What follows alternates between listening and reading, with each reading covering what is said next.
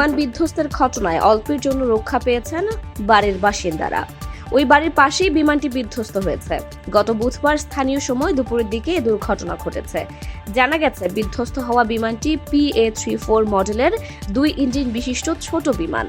যুক্তরাষ্ট্রের উটাহতে এটি একটি বাড়ির পাশেই বিধ্বস্ত হয়েছে, ফলে ওই বাড়ির বাসিন্দারা অল্পের জন্য প্রাণে বেঁচে গেছেন। নিউ ইয়র্ক পোস্ট জানিয়েছে, বিমানটি বিধ্বস্ত হওয়া জায়গার পাশেই অ্যান্থনি বেগ নামের একটি পরিবারের বসবাস ছিল।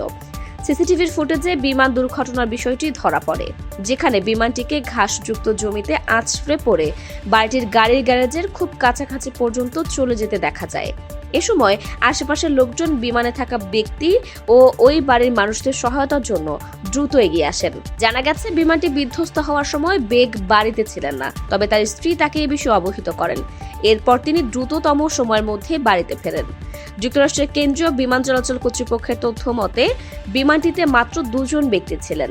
বিমানটি আছড়ে পড়ায় তারা কেউ গুরুতর আহত হননি। এছাড়া এই ঘটনায় অন্যরাও কেউ আহত হননি।